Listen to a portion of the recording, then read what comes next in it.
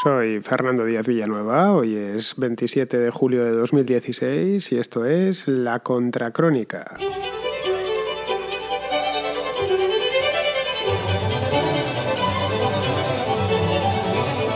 La investidura no llega y hace ya un mes y un día de las elecciones. Un mes y un día, ¿cómo pasa el tiempo, eh? Parece que fue ayer cuando estábamos todos metidos de hocicos en las elecciones y ya veis, ha pasado un mes y no ha pasado nada, que es lo peor de todo. Rajoy no consigue reunir más escaños que los propios. Bueno, creo que tiene apalabrado ese de Coalición Canaria, pero el de Coalición Canaria, como bien sabéis, sirve para un roto y para un descosido. Es decir, que si se organizase una coalición en el otro lado, muy probablemente Oramas también estaría metida en esa coalición.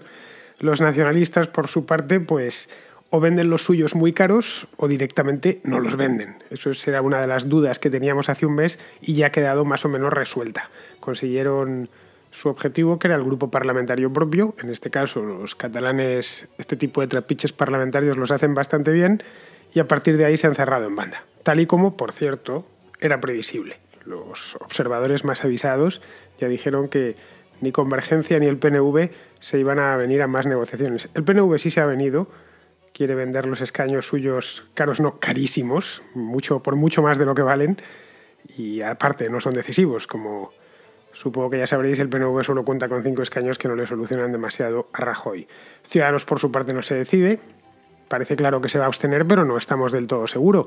A este paso a Albert Rivera solo le falta decir que va a votar en contra. Estamos, en definitiva, como en el día 26, pero no de junio, como en el día 26 de diciembre.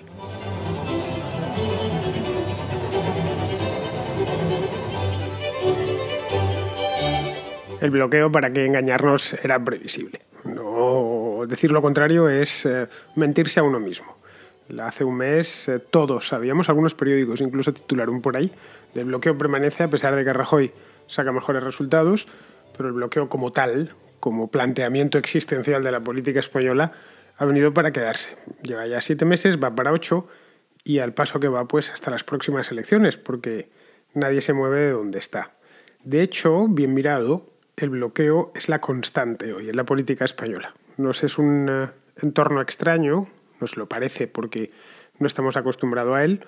En los últimos 40 años siempre había habido acuerdo o directamente los partidos habían ganado con mayoría suficiente para formar gobierno. De hecho, muchos españoles están descubriendo ahora, en este caluroso verano y en este frío invierno de 2016, lo que puede llegar a costar formar gobierno.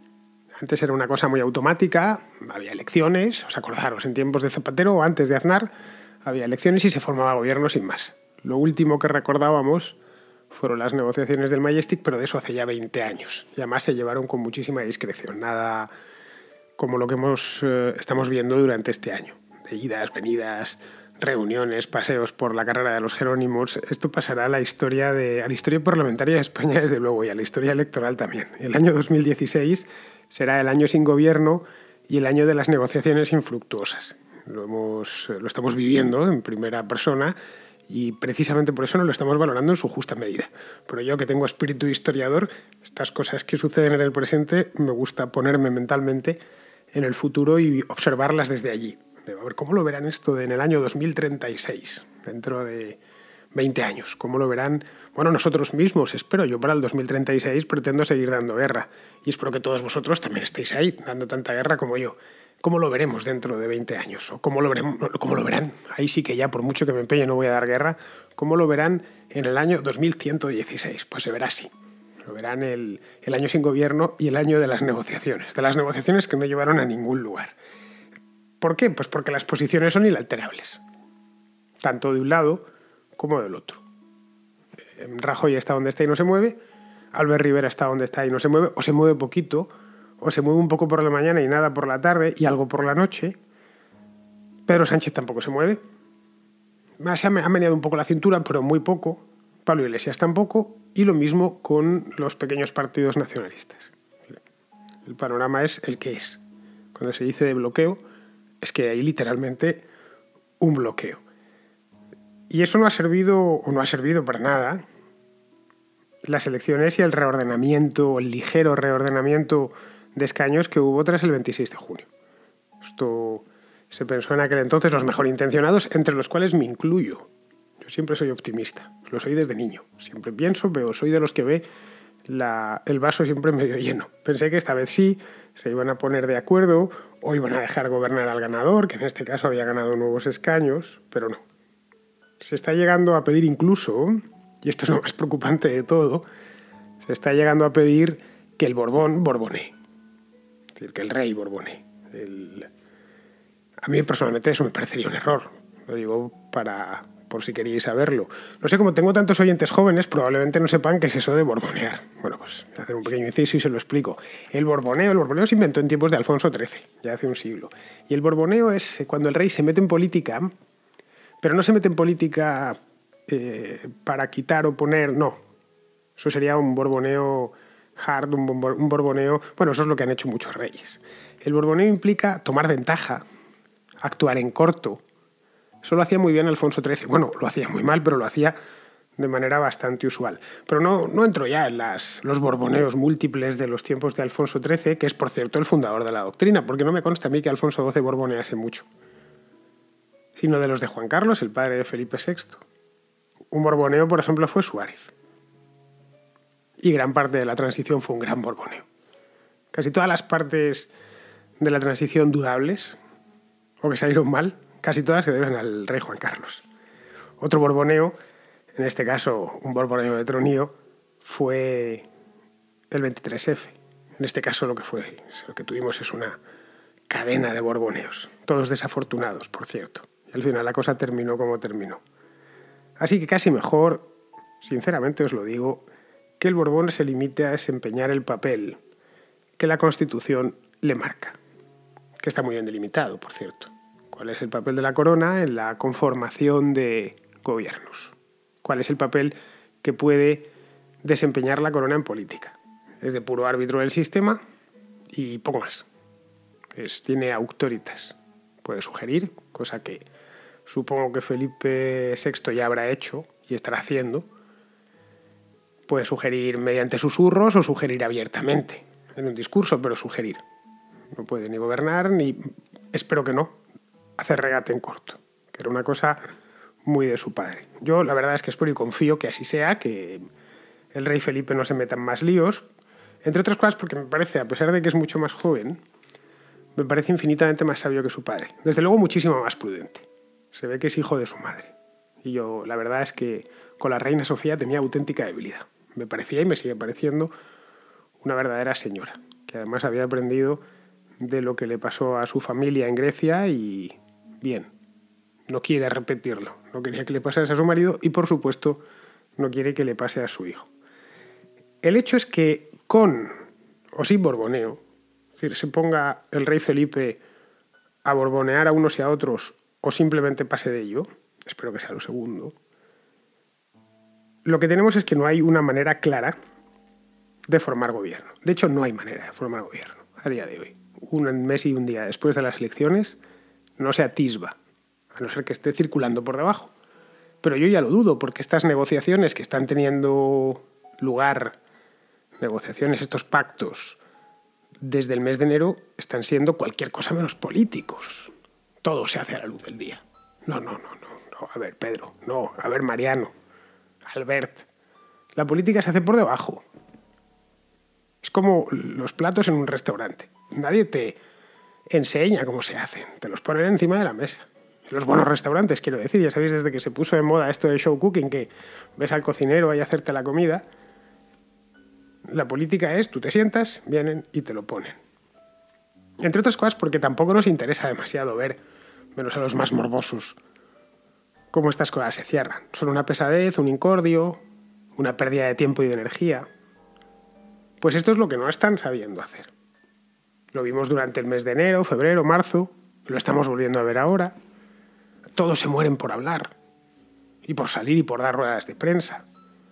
No, a ver, caballeros, hagan lo que tengan que hacer, háganlo a solas y a puerta cerrada. Si no consiguen formar gobierno, lo anuncian. Es imposible, vamos a ir a nuevas elecciones. O que se lo digan al rey directamente. Si lo consiguen, que lo digan. En serio, no va a pasar nada. Los españoles no se van a enfadar. A fin de cuentas, les han puesto a ustedes ahí los españoles. Y están hechos a esto. Y aparte los españoles, y más el día 27 de julio, piensan en cualquier cosa menos en política. Están pensando en irse a la playa, en irse a la montaña, en salir de vacaciones. En definitiva, si es que no están de vacaciones ya. Así que tampoco pasaría nada.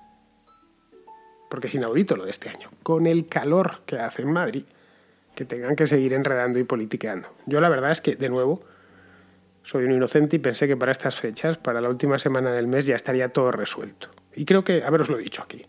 De bueno, esto lo terminarán rápido porque se querrán ir de vacaciones. Pues no, señores. No lo están terminando rápido, todo lo contrario. La cosa se está alargando, está agonizando, de ahí que yo ya me estoy empezando a preocupar. Porque, como os decía hace un momento, con o sin Borboneo no se forma gobierno. Decía esta misma semana, decían desde el PP que esta semana no iba a haber. Con lo cual ya lo tenían completamente seguro. Y no se forma gobierno porque, como bien dicen, y se encargan de recordar una y otra vez, los números no dan. Y tampoco quieren que den, todo hay que decirlo. Es decir, los números no dan, evidentemente, porque no hay ninguna mayoría absoluta. Pero es que ellos se han empeñado en que no den.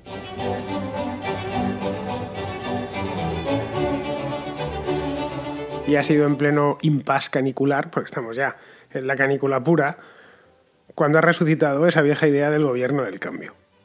Los números sí dan, en este caso. Dan de aquella manera, pero dan.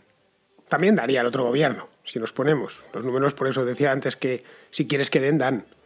Ahora, si no quieres que no dan, como es el caso. En el tema del gobierno del cambio, que lo acaudilla Baldoví, el valenciano, está obsesionado, fue el del acuerdo aquel del Prado que se intentó hacer antes de la convocatoria de elecciones, in extremis. Es este valenciano tan entusiasta. Pues dan de aquella manera porque sería un partido de varios partidos, o un gobierno de varios partidos, de unos cuantos. En principio todos están de acuerdo. Por lo que he podido leer a lo largo de los últimos 2 días, a todos, nacionalistas incluidos, les parece bien. Solo faltaría Sánchez por apuntarse a él. El resto están todos encantados de haberse conocido y de firmar este acuerdo. Pero vamos con los números, veámoslo más de cerca. Os los recuerdo, creo haberoslos leído ya en más de una ocasión. Ese gobierno del cambio tendría que incluir al PSOE, en el caso de que el PSOE quiera entrar, claro, es que si el PSOE no entra, ahí sí que ya no dan, que tiene 85 escaños, a Podemos, que tiene 71, a Esquerra Republicana de Cataluña, que tiene 9, a Convergencia, que tiene 8, y al PNV, que tiene 5. A mí me salen, sumando, 178, es decir, 2 más de la mayoría absoluta. Bien, una investidura habría. No sabemos de quién, pero habría una investidura. Claro, una investidura con un pentapartito. Salen 5 partidos. Que no son 5 en realidad, son muchos más, Ya os conté el otro día, no me acuerdo qué día, la semana pasada, de cuántos partidos está formado Podemos. Son 16. 16 partidos, ojito. 16 más 5, pues... Oye, 16 más 4, 20. Yo creo que manejar 20 formaciones distintas... No me gustaría estar en el medio, ni ser la persona, ni ser el director de orquesta. Porque lo primero que había que plantearse en este gobierno, en este contraataque de la izquierda, es en qué están de acuerdo. Tú cuando llegas a un pacto, el que sea, es porque has encontrado una serie de puntos de acuerdo. Veamos qué puntos de acuerdo pueden tener en común estos partidos, este pentapartito. Punto número 1. Echar a Rajoy. Eso está claro. Eso lo sacas ahora mismo. ¿Quién quiere echar a Rajoy? Te levantan todos la mano. Claro, en el punto número 1 estaría de acuerdo Ciudadanos también. Ya está Oramas, la de Coalición Canaria. ¿Estarían de acuerdo todos? Bueno, y si garantizas que el voto es secreto, te levantarían la mano unos cuantos del PP. A lo mejor resulta que se quedaban con la mano agachada Soraya, Rajoy y un par de ellos que no se habían enterado muy bien de qué iba la pregunta. ¿Quién quiere echar a Rajoy? Mejor, mi ciclo entero menos Rajoy votaba a favor. Bueno, y Ana Pastor, que es amiga personal suya. Ese es un punto de acuerdo. A partir de ahí, punto número 1. Queremos echar a Rajoy. Bien, para eso estamos aquí sentados, para echarle. Punto número 2. Hacerse con el BOE. Sí, ser los amos y señores del BOE. Gobernar, en una palabra. Poder empezar a llenar páginas del BOE desde el día siguiente a la investidura. No es mal acuerdo, ¿eh?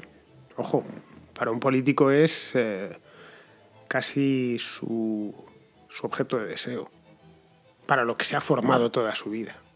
Es como cuando un atleta dice, por fin, ya estoy en las Olimpiadas, toda una vida entrenando para esto, dedicándole horas y horas, quitándole horas al sueño, a la familia, a los amigos, para por fin competir en los 5.000 metros en las Olimpiadas. Bueno, pues el político hace lo mismo. Yo toda la vida he deseado tener el BOE en la mano, el boletín. No ya el boletín de la comunidad autónoma, no, el BOE, el boletín oficial del Estado, que está ahí al lado de la Plaza Olavide en Madrid.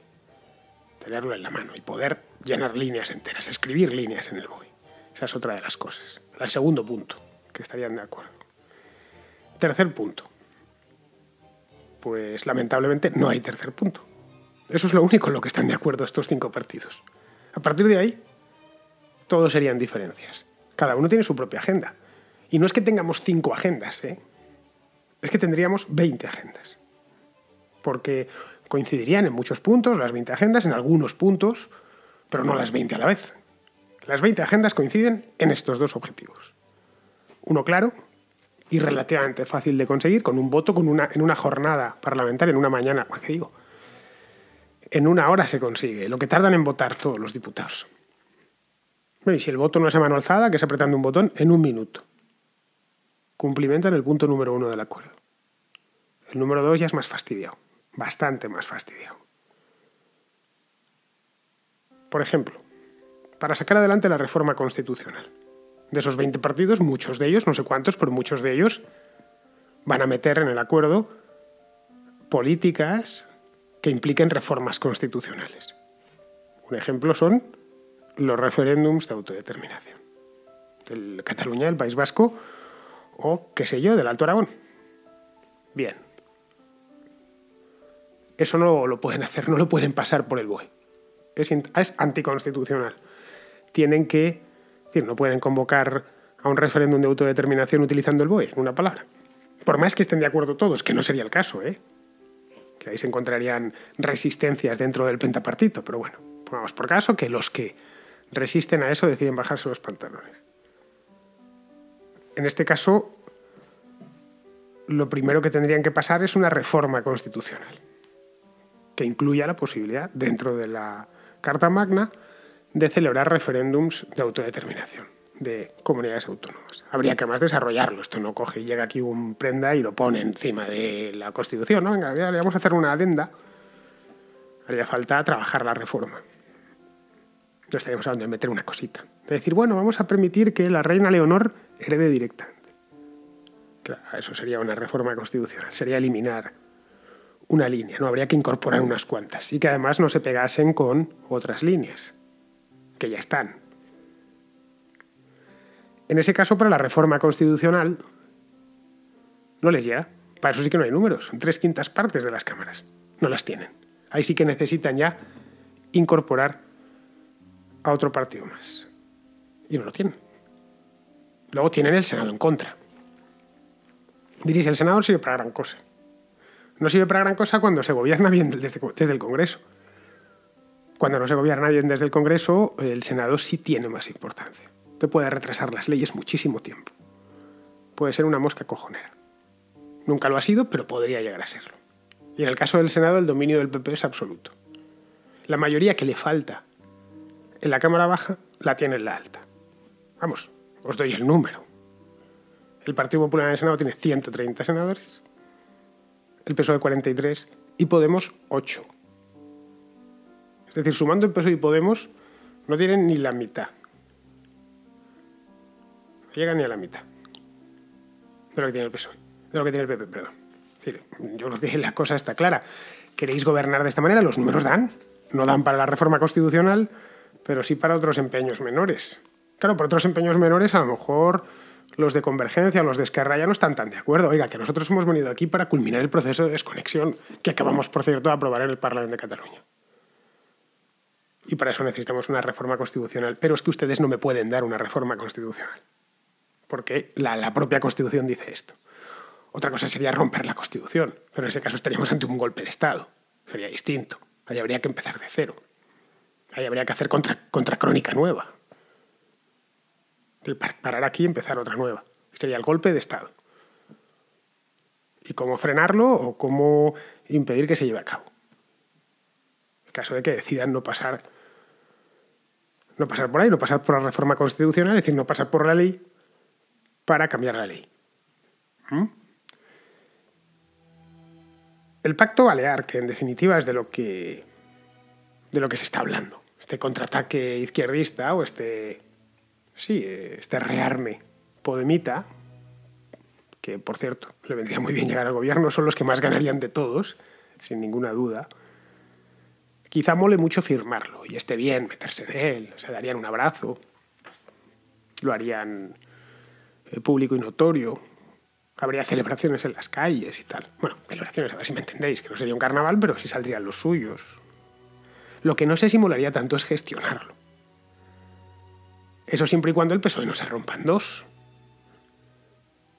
que es una posibilidad, teniendo en cuenta que el primer punto del orden del día sería precisamente esa reforma constitucional, más otras relativas a lo mismo. A fin de cuentas, partidos como Esquerra Republicana no engañan a nadie. Están en Madrid para lo que están. Y han venido para lo que han venido.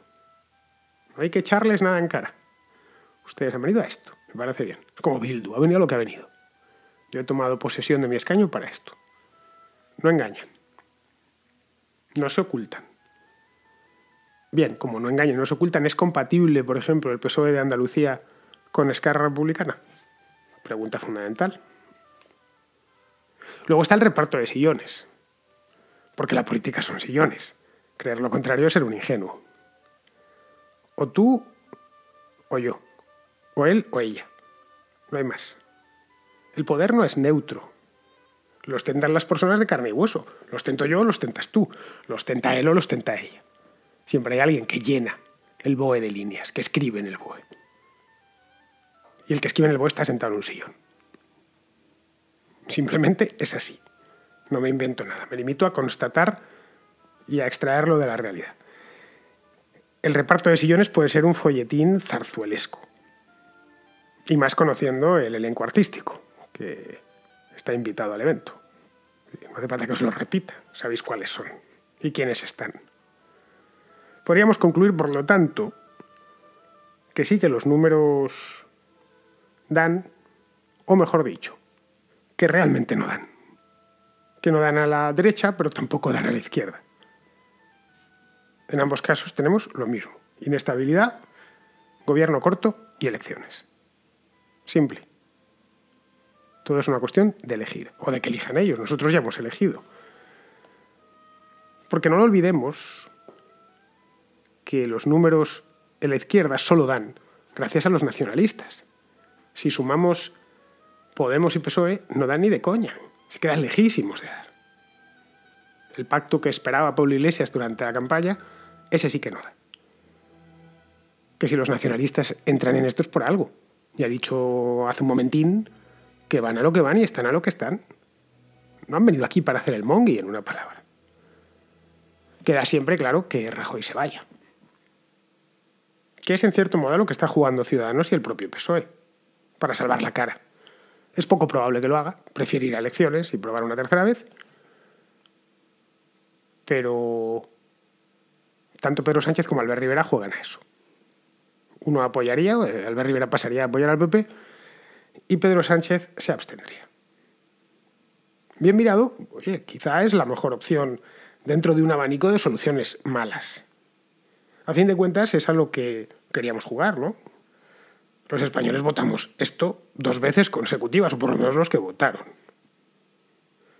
Quizá con una tercera se rompa el empate. Algunos, de hecho, ya están en eso. Noticias Mierder. La noticia que no te interesa, pero que estás deseando escuchar. Porque en la Contracrónica sabemos que reírse es un asunto muy serio. Hacía mucho tiempo que nos traía la sección más aplaudida de la Contracrónica, que es Noticias Mierder. Y la traigo no por nada, porque es que encontré una noticia mierder que me ha hecho tirarme por los suelos. Es una noticia real, de sucesos, pero tan mierder, que solo leerla cada vez que la miro me río. Resulta que esto la he leído en el diario Sur, que es un diario de Andalucía, de Málaga en concreto. Esta es su edición de Marbella y Estepona, de la Costa del Sol. Os leo el titular tal cual, extraído del Natural. Dice, el oleaje saca a flote un fardo de hachís en Pedregalejo y los bañistas se llevan más de la mitad. Bueno, pues, ¿qué van a hacer? Claro, el fardo de hachís supongo que estaría debidamente empaquetado porque a los traficantes les gusta vender el hachís seco. Si no, luego, claro, no hay quien se lo fume, ¿no? Esto se ve que la guerra contra las drogas no solo está fracasando estrepitosamente, sino que además los contrabandistas ya pueden hasta desprenderse de fajos tranquilamente para que lleguen a la costa con toda la tranquilidad del mundo, ¿no? O que directamente la Guardia Civil les andaba persiguiendo y tiraron el fajo. Lo más probable es lo segundo, todo hay que decirlo. No veo yo a los a los traficantes de hachís del estrecho de Gibraltar tirando a ver pues para que prueben en las playas. A ver, fumar hachís no es bueno, pero tampoco es fumar tabaco es bueno. En general, drogarse no está bien. Yo procuro no hacerlo, de hecho, no me drogo. Pero no deja de ser curioso el hecho de que los bañistas se tirasen a él como locos y que se llevasen la mitad del fardo. Os invito a todo esto con una temperatura de 30 grados, un solazo de 1000 demonios, y se tiraron a por él. No sé si algunos luego lo tratarían de vender o directamente se metieron la emporrada del siglo en la playa. Esto nos viene a decir que a pesar de todo el esfuerzo que hace el gobierno para decir lo malo que son los porros, a la gente le da igual, es decir, no termina de colar.